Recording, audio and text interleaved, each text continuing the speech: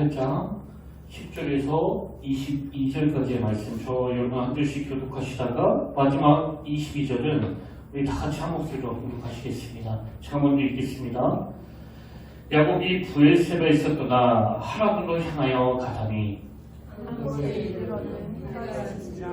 거기서 유숙하려고 그곳에 한 돌을 가져다가 베겝에서 삼고 거기에 얹어더니 꿈에 본즉 사닥다리가 땅 위에 서 있는데 그 꼭다리가 하늘에 닿았고 또 본즉 하나님의 사자들이 그 위에서 오르락 내리락 하고 또 본즉 여호와께서 그 위에 서서 이르시되 나는 여호와니 너의 조부 아브라함의 하나님이요 이삭의 하나님이라. 내가 누워있는 땅을 내가 너와 내 자손에게 주리니 내 자손이 땅이 티끌같이 되어 내가 서쪽과 동쪽과 북쪽과 남쪽으로 퍼져나갈지며 땅의 모든 족속이 너와 내 자손으로 말미암아 복을 받으리라. 내가 너와 함께 있어 내가 어디로 가는지 너를 지키며 너를 이끌어 이 땅으로 돌아오게 할지라. 내가 내게 허락한 것을 다 이루기까지 너를 떠나지 아니하리라 하시니라. 야곱이 잠에 깨어 이르되 여호와께서 과연 여기 계시거든 내가 알지 못하였도다.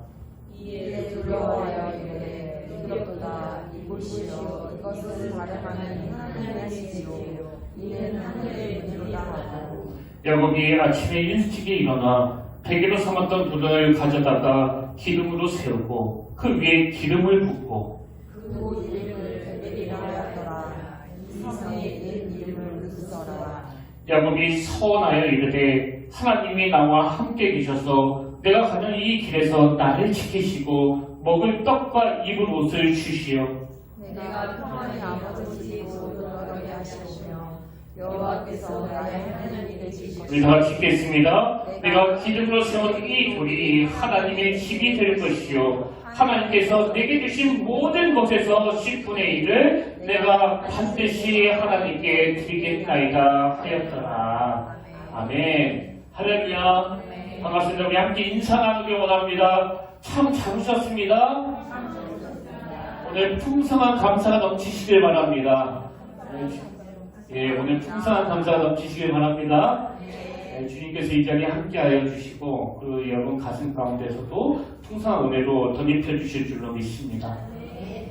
그 외로워서 그랬어요 이런 제목의 책이 있습니다. 이 책은 고등학교 국어 선생님이 쓴 책인데요.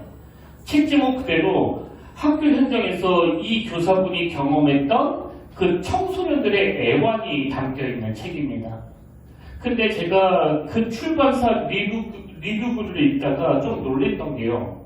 그 책이 2011년에 그 출간된 책인데 벌써 그때부터 보통 고등학교 한 반에 그 35명 정도가 모여있는데요. 35명 중에서 4명이 그 우울증 약을 복용하고 있었다는 거예요. 그리고 또 그 당시 방송에서도 고등학교 약 70%가 우울증 증세를 보이고 있었고 그 가운데 4명 중에 1명은 자살까지 생각해 본 적이 있다. 그런 설문조사 결과를 보도한 적이 있다는 겁니다. 뭐 그때나 지금이나 애들한테 막 그냥 입시 그러면서 괴롭히는 건 여전한 것 같아요. 그래서 그 저자 선생님이 이 청소년들의 마음을 좀 깊이 이해하려고 교육대학원에 진학해서 그 상담 심리학을 공부했다고 하는데요. 그 책에 어떤 내용이 나오는가 아닌가 제가 참 가슴이 아팠던 게 어느 날 이 선생님이 대학원 수업을 마치고 늦은 시간에 그 집으로 귀가하고 있는데 그 선생님 집 앞이었던 것 같아요. 어떤 학생 하나가 술에 취해가지고 막 비틀비틀거리면서 자기의 앞길을 가로막더라는 겁니다. 그래서 누군가 자세히 보니까요, 자기가 가르치는 고3 제자더라는 거예요. 근데 얘가 왜 이렇게 늦은 시간에 그 눈에 눈물이 막 범벅돼가지고 술에 취해 비틀거리고 있는가. 나중에 그 사연을 들어보니까요, 아마 그때가 그 대학마다 합격 발표를 하는 그쯤이었나 봐요. 지금 술에 취해 비틀거리는 이 학생이 자기가 원하는 대학에 합격했다는 소식을 듣고 너무 기뻐가지고 친한 친구한테 이런 문자를 보낸 겁니다. 나 대학에 합격했어. 그랬더니 그 문자를 받은 친한 친구가 짧게 답을 보내고 자살을 한 거예요. 그 답장이 뭐였냐니까요. 너는 참 좋겠다. 어떤 상황인지 아시겠죠? 자기는 원하는 대학에 떨어졌다는 거 아닙니까? 그래서 그 친구가 자살했다는 소식을 듣고 이 학생이 막 너무 충격을 받아가지고, 그리고 또 내가 보낸 그 문자 때문에 얘가 자살한 거 아닌가, 막 이런 생각이 드니까 너무 괴롭고 견딜 수 없어가지고, 그 선생님이 너무나 좋은 분이었나 봐요. 너무 답답하고 괴로우니까 그 선생님과 대화하려고 만취가 된 상태로 집 앞에서 기다렸던 거예요. 이런 내용을 다루고 있는 책을 제가 최근에 읽었고요. 그러면 비슷한 책 한 권이 또 있는데, 책 제목이 흔들리지 않고 피어나는 마음은 없다. 이 책은 정신건강의학과 그 전문의가 쓴 책인데요. 뭐 제목에서도 느껴지지만 제가 앞에서 소개해드렸던 책이 10대 청소년들의 애환을 다룬 책이라면 이 책은요, 우리나라 중년분들의 애환을 다룬 책입니다. 그래서 그 책 프롤로그 제목이 중년은 끝이 보이지 않는 전투이다. 그 책에서도 제가 참 가슴 아픈 글을 발견했는데요. 여러분, 그 공황장애라는 병 다 아시잖아요. 가끔씩 엄청 인기를 누렸던 어떤 연예인이 그 공황장애를 겪었다는 그런 기사들을 접하지 않습니까? 그러다 보니까 이 공황장애는 흔히들 그 연예인병으로 알려져 있는데요. 근데 그 책에서 전문의 저자가 이 공황장애와 관련해서 무슨 말을 하는가 하니까, 이 공황장애는 뭐 연예인한테만 오는 게 아니고 40대, 50대 중년층에서 발병률이 가장 높다는 거예요. 저자가 그 책에서 이런 현상에 대해서 분석의 글을 올려놨는데, 자, 그 내용을 한번 읽어드리겠습니다. 저는 이렇게 생각합니다. 지금껏 열심히 살아왔고 산다는 것이 너무나 소중하기 때문에 절대로 그냥 쓰러질 수 없는 사람이 느끼는 마음의 병이 공황장애라고요. 그리고 공황장애에서 찾아오는 죽을 것 같은 공포는 아직도 인생에서 할 일이 너무나 많아 여기서 그냥 쓰러질 수 없기 때문에 생기는 병입니다. 제가 이 공황장애에 대해서 어렴풋이는 알았지만 이게 절규라는 거예요. 절규. 내가 지금 더 힘을 내야 되는데 여기서 쓰러지면 안 되는데, 이런 절박한 마음에서 이 병이 찾아온다는 거거든요. 그런가 하면 우울증도 마찬가지입니다. 보통 이 우울증을 이건 마음의 감기다 뭐 이런 표현을 하는데요. 이분은 그게 아니라는 거예요. 저자가 말하기를 우울증은 마음의 감기가 아니라 힘든 등산 뒤에 막 근육이 쑤시고 아픈 것처럼 고단한 인생에서 찾아오는 이 마음의 근육통, 이게 우울증이라는 겁니다.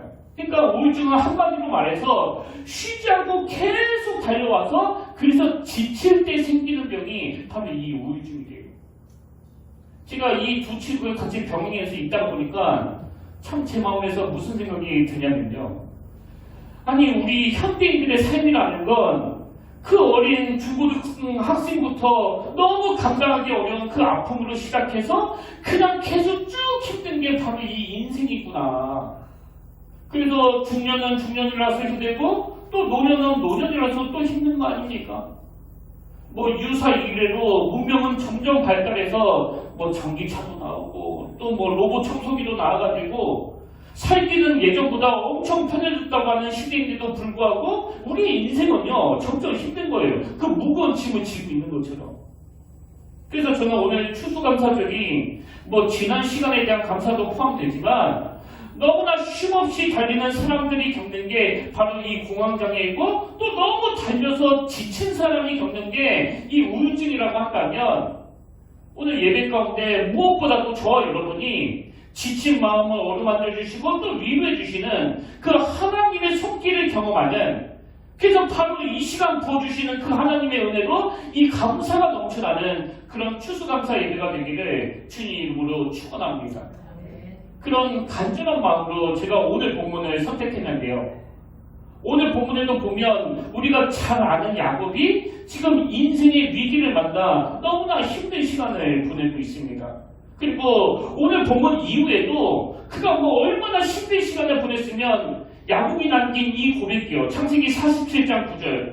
야곱이 바로에게 아뢰되 내 나그네 길의 세월이 130년이니이다. 내 나이가 얼마 못되니 우리 조상의 나그네 길의 연주에 미치지 못하나 험악한 세월을 보내었나이다. 야곱이 삶을 거의 마무리하는 그 시점에서 자기 인생을 되돌아보면 이 한마디로 요약하는 거예요. 내가 험악한 세월을 보냈습니다. 여러분, 여기 누구라서 나는 마냥 행복하기만 했습니다, 그렇게 고백할 수 있겠냐고요. 우리 모두는 이 야곱처럼 험악한 세월을 보냈습니다, 이렇게 고백할 수밖에 없는 거 아닙니까? 근데 저는 이 야곱이 마지막 순간에 남긴 한마디가 우리에게 굉장히 중요한 메시지를 주고 있다고 생각하는데요. 사실 오늘 본문부터 야곱의 그 험악한 세월이 본격적으로 시작되거든요. 오늘 본문이 야곱이 경험한 그 험악한 세월의 첫 출발입니다. 그래서 여러분도 아시지만 야곱이 왜 그런 고생의 강물로 들어가게 된 거예요? 그 불신앙 때문 아닙니까? 불신앙. 하나님은 야곱이 태어나기 전부터 할아버지를 통해서, 아버지를 통해서, 또 장정마를 통해서, 우리가 아까 그 야곱의 축복이라는 찬양을 불렀잖아요. 그거는 그 할아버지가, 그 아버지가, 그 엄마가 이 야곱을 축복하는 그 찬양 가사란 말이에요. 그래서 하나님은 그를 향해서 하나님의 계획을 막 수시로 말씀하셨는데도 불구하고 야곱은 그 믿음을 전수받지 못한 거예요. 그래서 하나님을 의지하지 않고 자기의 술수, 자기의 계획, 자기의 장대, 오죽하면 야곱의 별명이 그 꾀돌이잖아요, 꾀돌이. 오늘 본문 바로 직전에도 야곱이 그 자기 장기를 의지해서 형의 장자권을 탈취하려다가 그만 부작용이 생겨가지고 격분한 현 에서에게 그 살해 위협을 막 느끼니까 뭐 야반도주 하듯이 자기 집을 떠나 그 외손촌 집으로 도망을 가는 거거든요. 그래서 오늘 본문이 이 도망친 야곱의 상황을 너무나 잘 묘사하고 있는데, 자, 창세기 28장 10절, 11절을 보십시오. 야곱이 부에섬에서 떠나 하란으로 향하여 가더니 한 곳에 이르러는 해가 진지라. 거기서 유숙하려고 그곳에 한 곳을 가져다가 대게로 삼고 거기 누워 자더니, 여러분 여기 한 곳에 이르러는 이게 뭘 의미하는 거예요? 뭐 지명도 모르는, 어딘지도 모르는 낯선 곳이라는 거예요. 근데 여러분도 아시지만 야곱은 뭐 마마보이 아닙니까? 엄마 치마폭에 쌓여있던 사람이에요. 그래서 마마보이 같이 늘 엄마 주변만 맴돌던 이 야곱이 갑자기 집을 떠나 이 낯선 광야에 놓여있는 이 상황 자체가요, 그게 뭐 엄청난 두려움으로 다가왔을 겁니다. 그리고 아무리 그 모르는 곳이라고 하더라도 그 밝은 낮이면 좀 나을 텐데 한 곳에 이르러는 해가 진지라. 이게 야곱으로 하여금 얼마나 두려움을 가졌다 싶겠냐고요.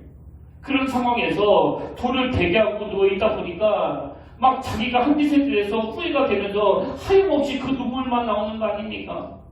근데 제가 이 야곱의 상황을 한번 상상해 보니까요, 이 낯선 광야라는 현실, 이 비참한 현실도 야곱에게 두려움을 가져다 줬겠지만 야곱을 더 두렵게 한 건 그 불투명한 미래에 대한 걱정이었을 거예요. 왜? 살기 위해 도망쳐서 나왔는데 만약에 그 외삼촌이 안 받아준다면 이 야곱의 인생은 어떻게 되겠냐고요. 더 이상 도망갈 곳이 없는 거 아닙니까? 근데 그 두렵고 절망적인 그 밤에 하나님께서 놀라운 은혜로 야곱을 만나주시는데요. 야곱 인생의 놀라운 반전이 그 밤에 일어나는 겁니다.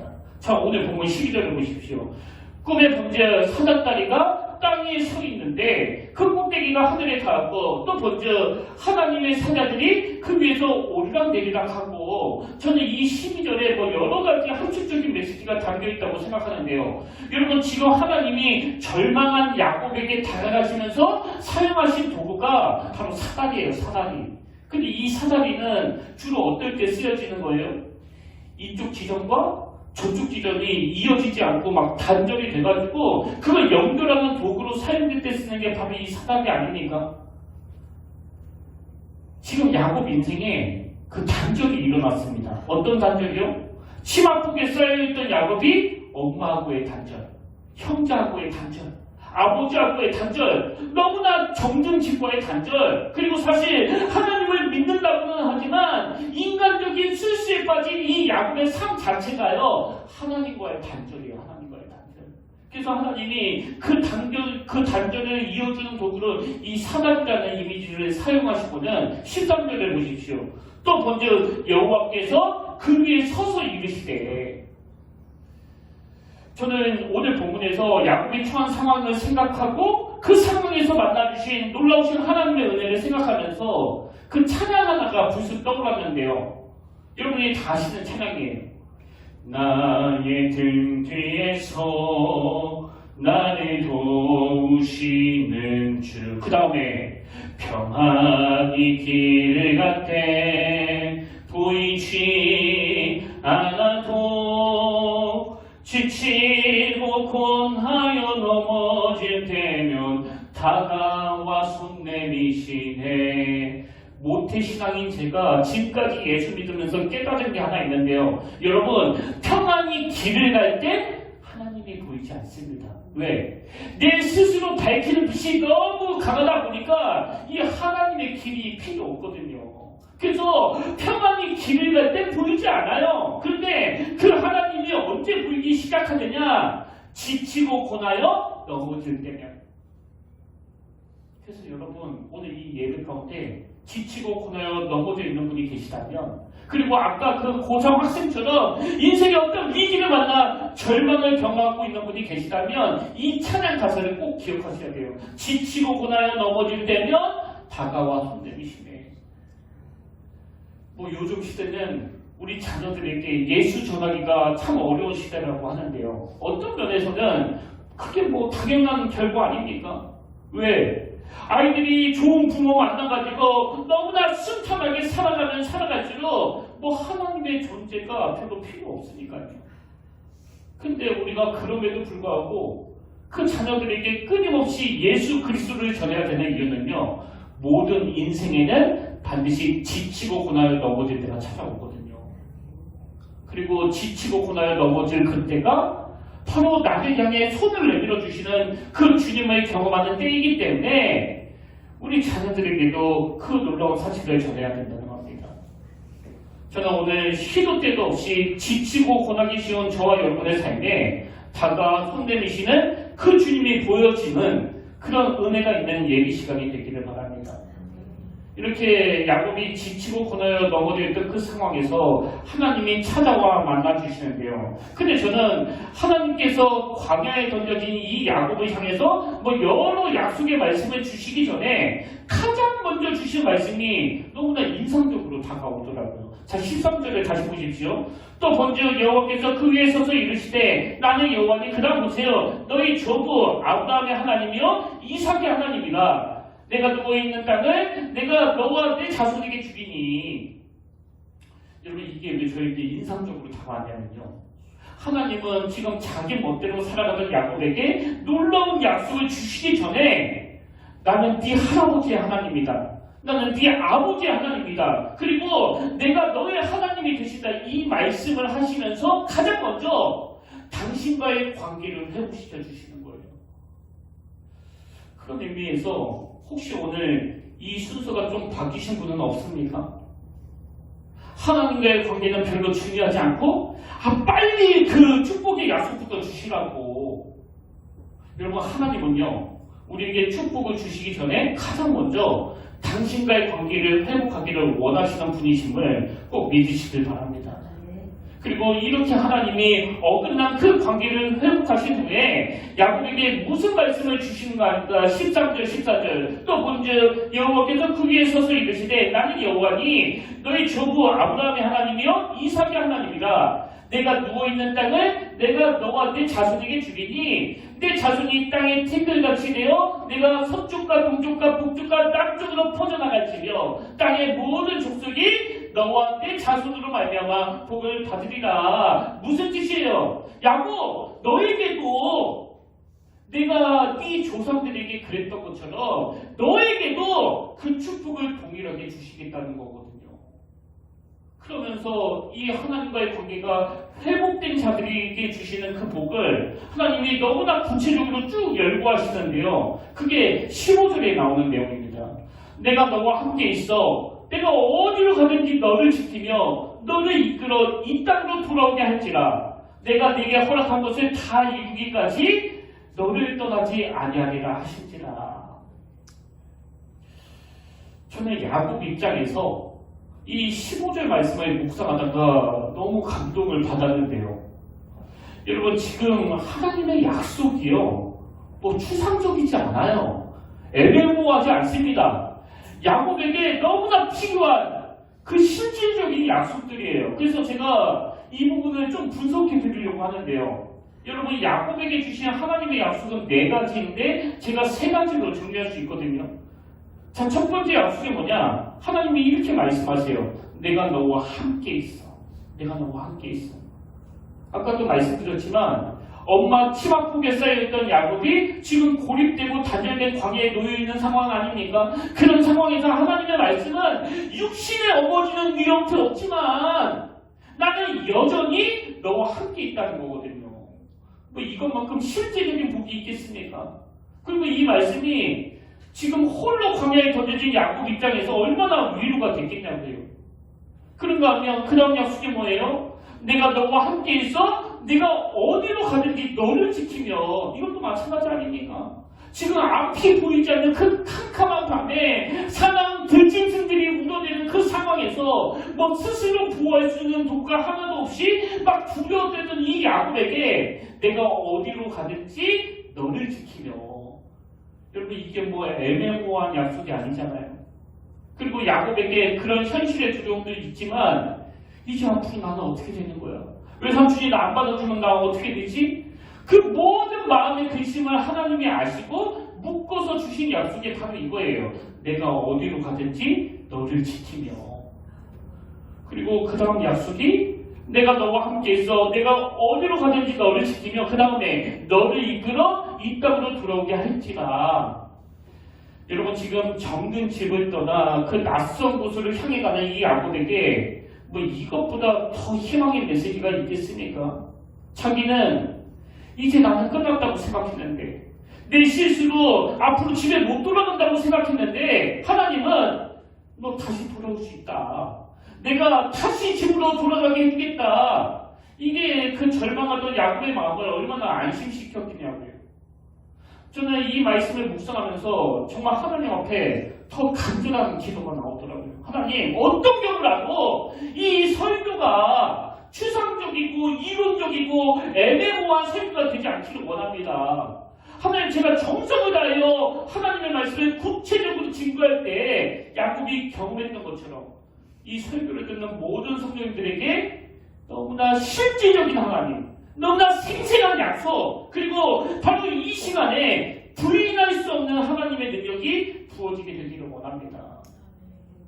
그런 의미에서 저는 오늘 하나님의 너무나 실제적인 약속의 말씀으로 야곱이 경험한 그 2가지 회복을 나누기를 원하는데요.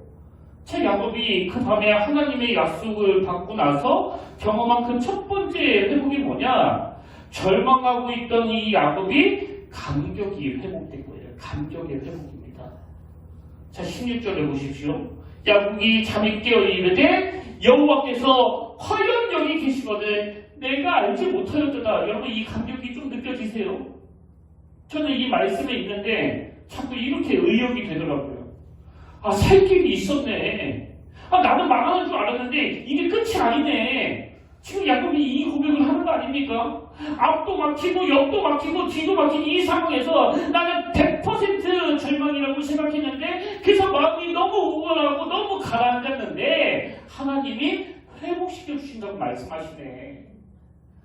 그래서 여러분, 신앙생활은요, 아무리 절망적인 상황 가운데 놓여있다 하더라도 이 감격을 놓치지 않는 거예요.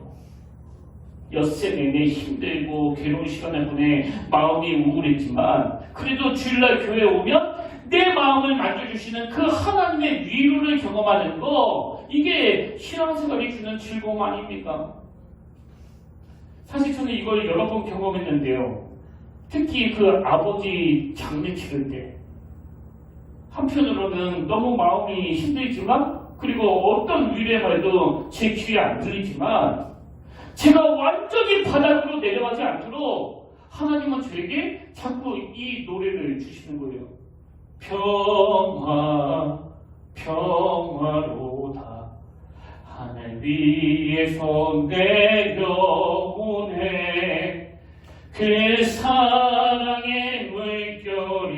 영원토록 내 영혼을 덮으소서. 여러분, 복음은요 추상적인 게 아니에요. 복음은 막연한 게 아니라 너무나 구체적으로, 너무나 실제적으로 그 사람이 처한 상황에 맞게 흔들리되 완전히 무너지지 않도록, 우울하되 완전히 주저앉지 않도록 해주는 게 바로 복음의 능력인 줄 믿으시길 바랍니다.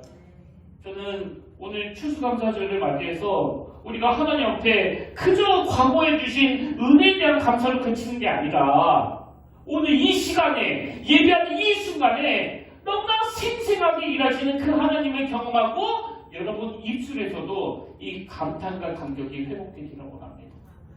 그런가 하면 또 하나, 저는 오늘 본문에서 굉장히 중요한 메시지를 발견하는데요. 야곱이 언제 이런 감격이 회복됐나 보니까 11절을 보십시오. 한 곳에 이르러는 해가 진지라. 거기서 유숙하려고 그곳에 한 돌을 가져다가 베개로 삼고 뭐하고 있을 때 회복됐습니까? 거기 누워 자더니. 여러분, 지금 야곱은요 돌을 베개하고 누워서 자고 있었거든요. 눈을 감고 있었습니다. 그러니까 꿈을 꿨잖아요. 근데 야곱이 그렇게 무기력하게 잘 때 하나님의 놀라운 역사가 나타났는데 이게 상징적으로 우리에게 무슨 메시지를 주느냐? 여러분 잘 들으세요.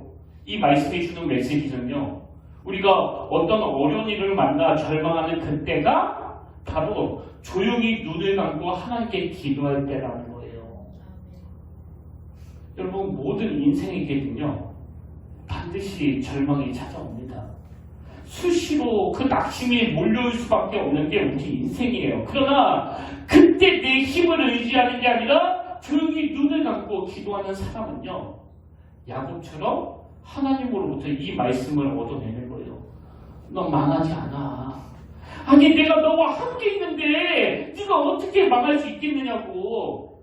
기도를 멈추면 안 되는 이유가 바로 여기에 있는 거 아닙니까?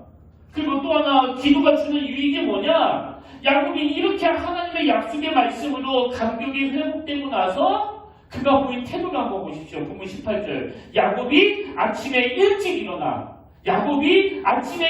일어나 베개로 삼았던 돌을 가져다가 기둥으로 세우고 그 위에 기름을 붓고. 여러분, 여기 나오는 야곱이 아침에 일찍 일어나, 이게 뭘 의미하는 거예요? 삶의 의욕이 회복됐다는 거 아닙니까? 사실 야곱이 그 아무것도 없는 광야에서 뭐 일찍 일어난들 아무것도 할 게 없었거든요. 그리고 뭐 일어나봤자 우울하고 그 후회만 밀려오지 않았겠습니까? 그럼 야곱은 할 일도 없는데 왜 일찍 일어났느냐? 저는 이 말씀의 의미를 너무나 잘 알아요. 저 20대 때 딱 봐도 그 왜소하게 보이니까요. 취직하면 며칠 있다 잘리고 또 취직하면 또 며칠 있다 잘리고 계속 그러다 보니까 제가 그 아침에 일어나기가 싫더라고요. 정말. 뭐 아침에 일어나 그 교차로 막 벼루시장 가지고 와서 뭐 뚫어지는 데 보면 뭐 하냐고요. 더 이상 갈 데도 없는데. 그래서 아침에 잠은 깼는데 제가 일어나기가 싫은 거예요. 근데 여러분도 아시지만 제가 매일매일 낙심할 수밖에 없는 그 상황에서 골방에 들어가 하나님으로부터 이 말씀을 받아낸 거 아닙니까? 너는 이대로 망하지 않아. 아니, 너를 향한 계획이 다 있는데 왜 이렇게 낙심하고 있느냐고. 야곱도 마찬가지예요. 돌을 베개 삼아서 잘 때 하나님과 대면하면서 자기를 향한 하나님의 계획을 듣고 이 삶의 의욕이 회복된 거예요. 여러분, 인생의 역사는요, 우리가 눈을 감을 때, 기도할 때 일어납니다. 제가 낙심 중에 기도할 때 목사가 되겠다는 결심을 하게 됐고요. 또 제가 절망 중에 기도할 때 너무나 선명하신 그 하나님을 만난 거예요. 저는 오늘 추수감사 예배가 드려지고 나면 꺾여있던 여러분의 삶의 의욕이 다시 회복되기를 원해요. 그러려면 지금 나와 함께 하시겠다고 말씀하시는 그 하나님에 대하여 먼저 감격과 감탄을 회복해야 된다는 사실이에요. 이게 야곱이 경험한 첫 번째 회복이고요. 그러면 두 번째 회복이 뭐냐? 절망밖에 없던 이 야곱 인생의 의미부여가 회복된 거예요. 의미부여의 회복. 자, 이게 무슨 말씀이냐? 18절 19절에 세 번역을 넘기십시오. 야곱은 다음날 아침 일찍이 일어나서 베개 삼아뺀 그 돌을 가져다가 기둥으로 세웠고 그 위에 기름을 붓고 그곳 이름을 베델이라 하였다. 그 다음에 그 성의 본래 이름은 루스였다. 여러분 여기 나오는 루스는요 그냥 그 살구나무라는 뜻이거든요. 살구나무. 뭐 글쎄요 모르긴 해도 아마 그 지역에 이 살구나무가 많았나 봐요. 그러니까 이 루스는요 사실은 아무 의미가 없습니다. 아니 이 살구나무에 무슨 의미가 들어있겠냐고요. 근데 여러분 그 의미 없던 살구나무 그리고 자기 인생에 지워버리고 싶은 그 지역에서 돌을 베개하고 자다가 하나님의 은혜를 경험하니까 그 지역이 야곱에게 의미가 생긴 거예요. 그래서 그 이름을 베델로 바꿨는데 베델은 하나님의 집 이런 뜻입니다. 그런 의미에서 여러분 예배드리는 여기만 하나님의 집 아닙니다. 때로는 여러분의 화장실이 때로는 여러분이 묵상하는 그곳이 의미가 부여된다면 거기가 어디든 하나님을 만나는 장소가 되는 거예요. 여러분이 한번 이 야곱이 돼서 상상을 해보세요. 그 다음날 아침이 됐을 때 뭐 달라진 게 있습니까? 하나도 없잖아요. 여전히 사나운 짐승들의 우정소리는 들리고 있고 여전히 엄마는 부재한 상황이에요. 아무것도 달라진 게 없습니다. 이건 뭐 저도 마찬가지거든요. 하나님으로부터 정말 가슴이 터질 것 같은 그런 약속을 제가 받았지만 여전히 집은 어렵고 여전히 또 취직은 안 되고 모든 게 다 그대로인 거예요. 근데 달라진 게 하나 있다면 제가 하나님을 만나기 전에는 그 시간이 저에게 의미 없이 죽도록 고생만 하던 루스였는데 하나님을 만난 후에는 하나님이 그 루스를 베델로 바꿔주셨다는 사실이에요. 그래서 제가 막 절망하던 그 시간이 이제는 베델이 됐기 때문에 오늘도 이렇게 단상에 서서 여러분께 그 말씀을 전하는 거 아닙니까? 전 정말 오늘 성령님이 저와 여러분 인생에 의미를 부여해 주시기 원해요. 그래서 여러분이 겪는 고생, 여러분이 겪는 어떤 실패, 그 무엇 하나라도 우연히 일어난 게 아니라 하나님이 그곳을 베델로 바꿔주시기 위한 여러분이 향한 하나님의 계획하심을 발견하는 복된 예비 시간이 되기를 바랍니다. 인생은요, 의미부여예요, 의미부여. 그리고 그 절망의 자리였던 루스가 하나님을 만났던 장소, 이 베델이 되니까 하나님으로부터 약속의 말씀을 들었던 야곱이 오히려 이제는 하나님께 약속을 드리는데요. 그 내용이 20절에 나옵니다. 야곱이 서원하여 이르되 하나님이 나와 함께 계셔서 내가 가는 이 길에서 나를 지키시고 먹을 떡과 입을 옷을 주시어 내가 평안히 아버지 집으로 돌아가게 하시오면 여호와께서 나의 하나님이 되실 것이요 내가 기름으로 세운 이 돌이 하나님의 집이 될 것이요 내가 하나님께서 내게 주신 모든 것에서 10분의 1을 내가 반드시 하나님께 드리겠나이다 하였더라. 저는 오늘 저와 여러분의 인생에 그 의미가 부여될 뿐만 아니라 야곱처럼 그 하나님의 약속을 확신하면서 하나님께 그 감사의 제사를 올려드리는 그런 추수감사주일이 되기를 주님 이름으로 축복합니다. 오늘 결론을 이렇게 맺기를 원해요. 저는 오늘 말씀을 준비하다가 그 예전에 청소년 사역할 때 그 고등학교 2학년 여학생에게 받았던 그 메일 한 통이 떠올랐는데요. 제가 이번 주에 그 편지를 다시 읽으면서 막 가슴이 막 너무 뜨거워지더라고요. 그래서 그 내용을 여러분께 좀 읽어드리기를 원하는데요. 한번 잠잠히 들어보시길 바랍니다. 한참 사춘기가 무렵 그때 밤마다 눈물로 베개를 흥건히 적시고는 잠이 들곤 했습니다. 고등학교 국어 교사였던 아버지, 자녀들을 끔찍이도 사랑하시던 어머니, 겉으로 보기엔 나쁘지 않던 가정의 셋째 딸인 저에게 말 못할 아픈 상처가 있었습니다. 아버지, 전통적인 불교 집안의 막내 아들, 아버지는 알코올 중독자면서 폭력 가장이었습니다. 저녁 무렵 아버지가 돌아오지 않아 조마조마한 가슴을 부여잡고 있을 때 문을 팍 차고 들어오셔서는 이유 없이 엄마를 사정없이 때리시곤 온 집안을 풍지박산으로 만들기를 일주일에 4-5번. 악몽 같은 나날이었습니다. 바보 같은 우리 엄마. 아빠의 그런 버릇을 알게 된 건 엄마가 큰언니를 임신한 후였다고 합니다. 유산이나 이혼 같은 건 어머니의 가치관에 벗어나는 행위였고 또 하나님의 뜻도 아니었습니다. 매일 밤 아버지의 바지를 붙들고 늘어져 엄마가 맞는 것을 방어하며 정신없는 실랑이를 벌여야 했습니다. 날로 심해지던 을척증, 육신적, 정신적인 고통을 견디지 못하신 어머니는 결국 유방암에 걸리셨고 머리카락이 다 빠지는 지독한 항암 치료와 싸우며 대수술을 해야만 했습니다. 한쪽 가슴을 절단하는 아버지를 용서할 수 없었습니다. 지금도 생생하게 기억되는 악몽 같은 장면들이 있습니다. 그런 수술을 한 후 면역력이 키워지려면 3-4년간은 건강에 주의한다는 그 병원의 충고에도 아랑곳하지 않고 아버지는 늘 예전 그대로의 버릇 그대로였습니다. 한 날은 또 술 먹고 들어오셔서 어머니의 그 수술한 부위, 뼈밖에 남지 않는 그 부위를 주먹으로 내리치는 것입니다. 헉하고 고통하시던 어머니의 소리, 잊혀지지 않는 끔찍한 장면. 아버지가 도저히 인간으로 보이지 않았습니다. 짐승도 저렇지는 않았을 것을. 수없이 겪어야 했던 자살 충동.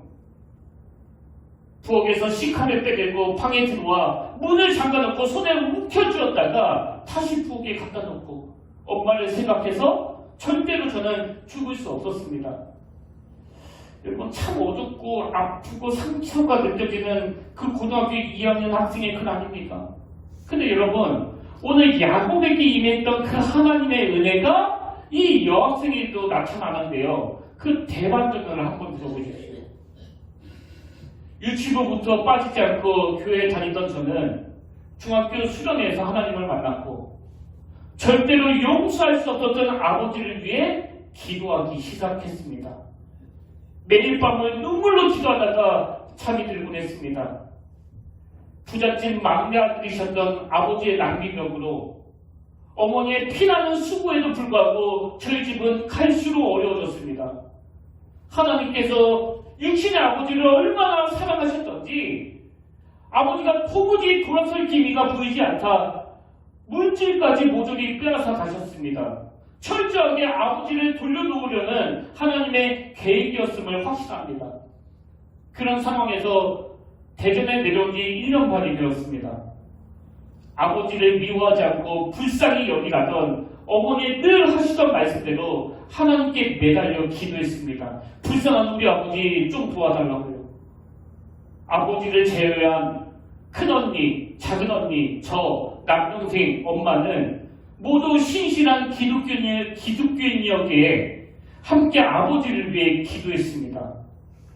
대전에 내려온 지금 경제적으로 어려운 것은 불편할 뿐 저에게 아픔이 될 수는 없었습니다. 육신의 아버지께서 교회에 나오시고 얼마 전에는 세례도 받으셨기 때문입니다. 하나님께서 아버지의 나쁜 버릇도 고쳐주셨고요. 경제적으로 풍족했지만 정신적으로 항상 불안했던 예전보다 경제적으로 조금 불편하지만 아버지의 변화된 모습을 보며 더없이 기쁘고 하나님께 감사드립니다. 정말 하나님의 놀라운 역사를 체험했습니다.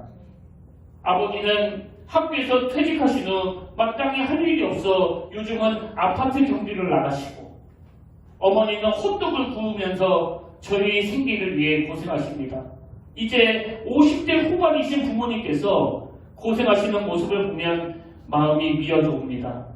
다른 애들처럼 학원도 독서실도 다닐 수 없지만 그렇기에 더 이를 악물고 공부하려 합니다. 이제 곧 고3이 되니까요. 그리고는 이 고등학교 2학년 여학생이 인생의 결론을 이렇게 내립니다. 이제까지의 고난과 시험들을 통해 저는 하나님을 만났고 이 고난을 주신 하나님께 감사드립니다. 나의 그릇을 크게 하시기 위해 시험을 통해 연단하시는 하나님의 계획이심을 저는 확신합니다. 주 안에서 목사님을 만나게 된 거 감사드립니다. 참 놀라운 결혼 아닙니까? 오늘은 추수감사절이에요. 여러분은 오늘 하나님 앞에 어떤 감사를 올려드리길 원하세요? 여러분, 그 고등학교 2학년 학생이 상황이 달라지고 환경이 부유해지고 모든 것을 다 갖춰서 감사하는 게 아니라 하나님이 내 아버지가 되시다는 이것 하나만으로도 감사하다고 고백하는 건 야곱처럼 그 암울한 루스에서 하나님을 만났기 때문 아닙니까? 저는 오늘 추수감사절을 맞이해서 지난 한 해 동안 저와 여러분에게 여러 감사 제목들이 있겠지만 다른 무엇보다도 평안이 길을 갈 때 보이지 않아도 지치고 고난을 넘어질 때면 다가와 손 내미시는 예수 그리스도의 십자가를 통하여 나를 구원해 주신 그 은혜에 감사하는 추수감사주일이 되기를 바랍니다. 그리고 우리 인생에 수시로 찾아오는 그 절망 앞에 조용히 눈을 감고 하나님 앞에 나아감으로 말미암아 저와 여러분 인생에 아무 의미 없는 루스가 하나님의 개입하심으로 베델로 변하는 놀라운 역사가 일어나게 되기를 주님 이름으로 축원합니다. 그래서 저는 오늘 우리가 결단 찬양으로 이 찬양을 함께 부르길 원하는데요. 제가 밴드에도 올려드렸던 찬양입니다. 제목이 이제 역전되리라. 벌써 제목부터 가슴이 막 뜨거워지지 않습니까? 야곱처럼 하나님께 나아가는 거예요. 우리 이 찬양 부르실 동안에 오늘 말씀을 생각하시면서 인생을 역전시켜 주시겠다고 말씀하시는 그 하나님의 음성에 귀를 기울이는 복된 시간이 되기를 바랍니다.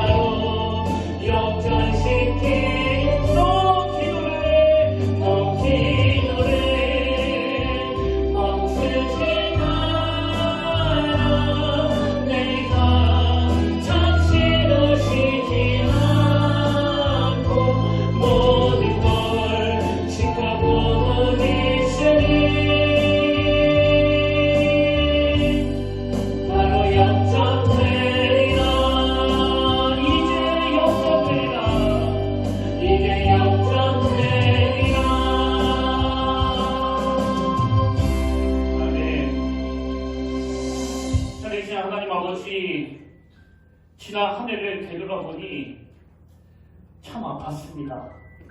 힘들었습니다. 짐이 너무 무거웠습니다. 그러나 참 서두에서 고백했던 것처럼 우리 현대인들의 삶이라는 것이 어린 청소년기 때부터 쭉 힘든 게 인생이라고 한다면 하나님 우리가 절망할 때마다 기도라는 사다지를 통하여 나에게 손을 내밀어 주시는 아무 의미 없는 루스를 대들로 바꿔주시는 그 하나님을 경험하기를 원합니다. 그래서 오늘 그 어린 여학생의 하나님을 향한 놀라운 신앙 고백이 예배 드리는 우리 모두의 고백이 되도록 인도하여 주시고 어떤 상황에서도 나와 함께 하시고 나를 대신해서 일하시는 그 주님을 신뢰하도록 우리의 믿음을 굳건히 붙잡아 주시옵소서. 이 시간 추수감사절을 맞아 하나님 앞에 지난 시간을 돌아보며 지켜주시는 하나님의 은혜에 감사하며 작은 예물을 올려드립니다. 하나님 이 헌금이 하나님의 원하시는 곳에 사용이 되도록 도와주시고 지금 물질적인 어려움으로 마음껏 드리지 못하는 성도님이 계시다면 주님 위로해 주시며 이미 네 마음 내가 다 받았다 그렇게 말씀해 주시는 은혜가 있게 하여 주시옵소서. 그렇게 인도해 주시기를 원하옵고 사랑이 많으신 예수의 이름으로 간절히 기도드립니다. 아멘. 이제 우리 다 자리에서 일어나셔서 파송 찬양으로 날 구원하신 주 감사, 모든 것 주신 감사, 우리 이 찬양 함께 주님 앞에 올려드리길 원하는데 우리 가사를 생각하시면서 이 찬양 부르기를 원합니다.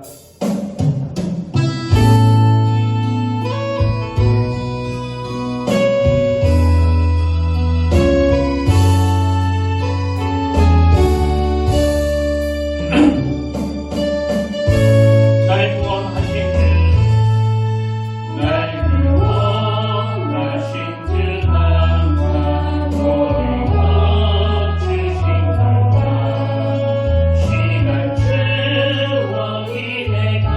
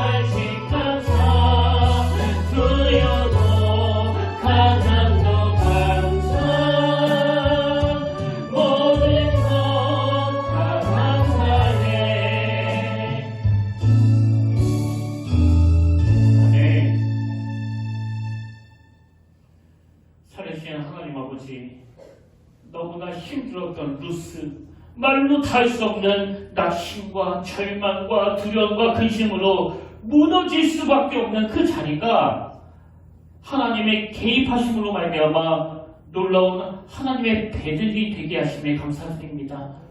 오늘 야곱이 두 눈 부릅뜨고 달려갈 때는 얻지 못했던 그 삶의 의욕을 돌을 대기하고 눈을 감고 있을 때 거기에 놀라운 역사가 일어나고 변화가 일어나고 회복이 일어나고 자기 인생에 의미 부여가 일어나는 사건을 이 야곱이 경험했다고 한다면 오늘 예배하는 저와 모든 성도들에게도 동일하게 이 놀라운 은혜를 허락하여 주시옵소서. 아버지, 지금 이 현실이 우리를 아무리 절망으로 몰고 간다 할지라도 그 일에 의미 부여만 된다면 우리가 겪는 이 고난과 고통은 버릴 것이 하나도 없는 살아계신 하나님의 일하심을 보게 되는 재료가 될 줄로 믿사오니 오늘 감사주일 각 가족마다 지난 한 해 동안 하나님이 어떻게 은혜를 주시고 어떻게 개입해 주셨는지를 기쁨으로 나눌 때 거기에 감격이 회복되고 감탄이 회복되는 아름다운 잔치가 벌어지도록 인도하여 주시옵소서.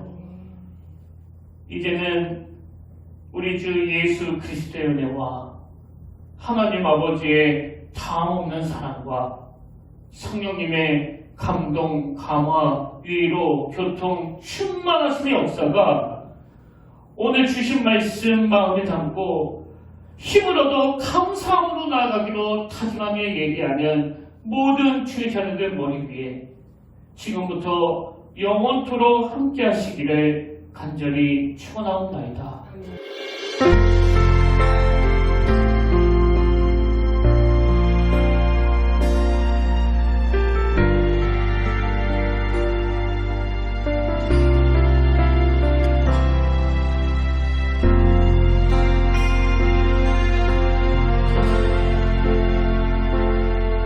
지금 서 있는 이곳에서 높임을 받으소서. 내가 밟는 땅 주님의 땅이니